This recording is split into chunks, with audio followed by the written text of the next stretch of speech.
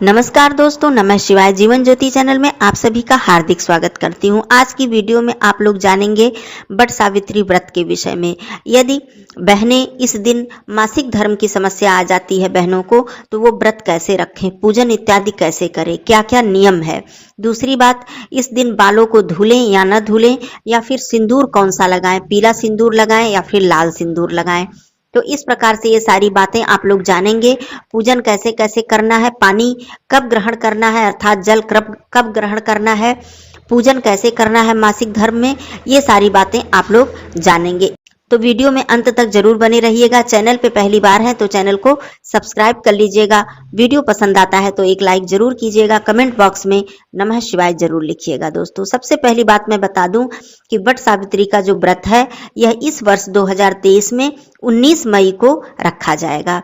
अमावस्या तिथि का प्रारंभ हो जा रहा है 18 मई को रात्रि में 9:42 से, और इसका समापन होगा 19 मई को रात्रि में 9:22 पर। अर्थात संपूर्ण अमावस्या तिथि हमें प्राप्त हो रही है, लेकिन पूजन हमें प्रातःकाल ही करना है। तो आइए सबसे पहले जान लेते हैं कि इस दिन बाल धुलना है या नहीं धुलना है। देखिए, अमावस्या तिथि पर बालों को धुला जाता है। यदि यह दिन बृहस्पतिवार, शनिवार, सोमवार न पड़े तो इस दिन अमावस्या तिथि पर बाल को धुला जाता है, क्योंकि वट सावित्री का जो व्रत है यह सुहागन के लिए बहुत ही महत्वपूर्ण व्रत है, और सुहाग के लिए ही यह व्रत रखा जाता है। आप सभी लोग जानते हैं किस प्रकार से सावित्री ने यमराज के हाथों से अपने पति की रक्षा की थी, उनके प्राणों को वापस लाई थी। तो इसलिए यह व्रत सुहागन स्त्रियों के लिए बहुत ही महत्वपूर्ण व्रत है। तो आप लोग इस दिन निसंकोच बालों को धुल लें। यदि मान लीजिए कि इस दिन बृहस्पतिवार का दिन पड़ जाए या फिर शनिवार पड़ जाए, सोमवार पड़ जाए, तो उसके एक दिन पहले बालों को धुल लें, लेकिन इस दिन सिंदूर अवश्य लगाएं।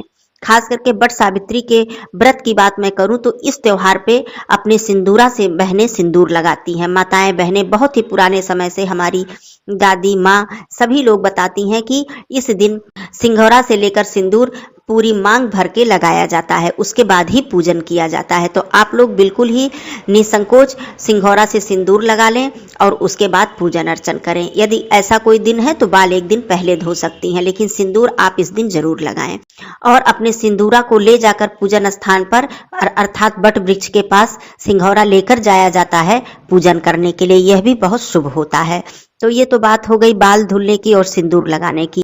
अब बात आती है कि यदि कोई भी हमारी बहनें मासिक धर्म की समस्या उन्हें आ जाती है तो वो पूजन कैसे करें, व्रत कैसे रखें, क्या क्या नियम है। तो अब मैं बता देती हूँ कि मान लीजिए कि मासिक धर्म आ गया, तो आपके घर में यदि कोई भी परिवार का सदस्य है जो महिला सदस्य है, मान लीजिए सास हैं, जेठानी हैं, ननद हैं, तो आप उनसे पूजन करा सकती हैं। मायके में हैं तो मान लीजिए माँ हैं, भाभी हैं, बहन हैं, तो इस तरह से कोई भी आपके निमित्त पूजन कर सकता है। आपकी सामग्री अलग रहेगी, अर्थात आपका जो पंखा है वो अलग रहेगा, और जो भी आपकी श्रृंगार की सामग्री है सभी सामग्री अलग से रखकर आपके निमित्त वो पूजन अर्चन कर देंगी। आप मान लीजिए इस दिन तीसरा या चौथा दिन है तो बालों को धुल लें और लिक्विड वाला सिंदूर लगा लें। उसके बाद अपने मन में आप प्रार्थना करते हुए, आप मन में ही स्मरण करते हुए अपने पति की लंबी आयु की कामना करने के लिए आप भगवान से प्रार्थना करें। जब आपका पूजन हो जाए, जो पंखा है वो पहले वट वृक्ष को झला जाता है अर्थात हवा की जाती है, उसके बाद उसी पंखे से अपने पति को हवा की जाती है। तो और सबसे पहले जो नियम है, पूजन करने के बाद, दान करने के बाद जो वट वृक्ष का फल है उसी को ग्रहण करके और थोड़ी सी चने की दाल को ग्रहण करके हम लोग पानी पीते हैं अर्थात जल ग्रहण करते हैं। उसके बाद ही जलपान वगैरह कुछ भी किया जाता है। तो आपका पूजन कोई अन्य कर देगा। मान लीजिए आप अकेली हैं, कोई नहीं है, कहीं शहर में बाहर रह रही हैं, तो आपके आस पड़ोस में भी कोई हैं बहनें, तो उनसे भी आप अपना पूजन करा सकती हैं। अपनी सामग्री देकर आप पूजन करा सकती हैं। तब तक आपको निर्जला रखना है जब तक आपका पूजन ना हो जाए, अर्थात आपको जो पंखा है पूजन करके आपको मिल जाएगा। और जो सिंदूर की बात मैं करूं कि जो माँ गौरी जी को सिंदूर अर्पित किया जाता है उसे अपने मांग में भरा जाता है, तो वो सिंदूर भी आप मंगा कर मतलब पूजन करवा कर अपने पास रख लीजिएगा या रखवा दीजिएगा किसी से। जब आपका 7वां दिन हो जाएगा तब आप उस सिंदूर को उस दिन जरूर ही लगा लीजिएगा। पंखा जो है वो अपने पति को अवश्य ही झल दीजिएगा, उसके बाद अर्थात हवा कर दीजिएगा, और उस पंखे को 1 वर्ष तक सुरक्षित रख दीजिएगा, क्योंकि 1 वर्ष तक वो पंखा टूटना नहीं चाहिए, खराब नहीं होना चाहिए। ये नियम है। जहां तक कि दान की बात आती है, यदि 5वां दिन है तो दान किया जा सकता है, आप अपना दान स्वयं कर सकती हैं, लेकिन उससे पहले का दिन है तो आप दान भी उन्हीं से करा दें जिससे कि आप अपना पूजन कराई हैं। तो इस तरह से करने के बाद फिर जब आपका पूजन और दान समाप्त हो जाए, तब आप उस बट वृक्ष के फल को लेकर ग्रहण करके, जिसको कि चबाया नहीं जाता है, केवल ऐसे ग्रहण करके निगल के पानी पी लिया जाता है, तो आपका पूजन हो जाएगा। और बाद में जब आप स्वच्छ हो जाएं तो आप सिंदूर अवश्य ही लगा लें। जो पंखा है आप चाहे तो उस दिन भी झल सकती हैं, और चाहे तो आप साफ होने के बाद भी अपने पति को वो पंखा झल सकती हैं। तो इस तरह से आपका व्रत संपूर्ण हो जाएगा।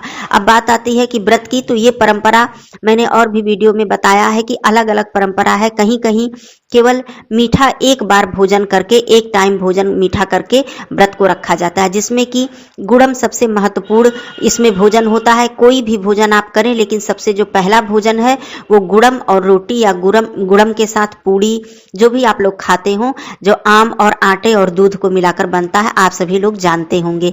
तो इसको ही खाकर सबसे पहला अन्न यही खाया जाता है बट सावित्री व्रत में। बहुत लोग एक बार सिर्फ इसी को खाकर पूरे दिन व्रत रखते हैं, जलपान वगैरह करते हैं, और बहुत लोग माताएं बहनें बाद में पूरा भोजन करती हैं, कटहल की सब्जी खाती हैं, जिसमें कि कोई अन्य सब्जी नहीं खाई जाती है, कटहल की सब्जी और अन्य भोजन करती हैं, लहसुन प्याज का प्रयोग नहीं किया जाता है। ये परंपरा तो आप जिस तरह से आपके बड़े बुजुर्ग बताते हो, जिस तरह से आपकी सास हैं या घर में जो भी हैं, यदि आपने मायके से व्रत को उठाया है तो माता पक्ष के तरफ का जो नियम होता है वो भी मानकर चला जाता है, वो भी मानकर व्रत रखा जाता है। तो आप उस तरह से व्रत को रखें। लेकिन जो सबसे पहला चीज ग्रहण करना है वो बट का वृक्ष का जो फल है उसे ग्रहण करना है, और भोजन के लिए जो ग्रहण करना है, सबसे पहला जो भोजन है वो गुड़म और पूड़ी या गुड़म और रोटी है। ये नियम है, ये हर जगह का नियम है। बाद में आप जैसा भी जिसके घर का नियम हो वैसा भोजन करें, खाएं पिएं, लहसुन प्याज का प्रयोग ना करें। और जो दूसरी बात की, पूजन करने के बाद बट वृक्ष के फल को निगल कर ही आप पानी पिएं। तो ये नियम होगा, इस तरह से आप पूजन करवा लीजिएगा। और मासिक धर्म में यदि आप हैं तो इस तरह से आपका पूजन भी हो जाएगा। और दूसरी बात, बाल धुलने वाली बात, सिंदूर लगाने वाली बात भी क्लियर हो गई। बहुत से लोग कहते हैं अमावस्या तिथि पर बाल नहीं धुला जाता है, लेकिन हमारे यहाँ ऐसी परंपरा नहीं है। अमावस्या तिथि पर दिन अगर सही है तो हम लोग बाल धुलते हैं, और इस दिन सिंघौरा से सिंदूर लगाना बहुत ही ज्यादा शुभ माना जाता है। पूर्णिमा तिथि पर बाल नहीं धुला जाता है। तो ये सारे नियम थे, आप लोग जरूर समझ गए होंगे। कोई भी बात, कोई भी प्रश्न हो तो पूछ सकती हैं। फिर मिलती हूँ ऐसे ही किसी वीडियो के साथ, तब तक के लिए धन्यवाद। नमः शिवाय।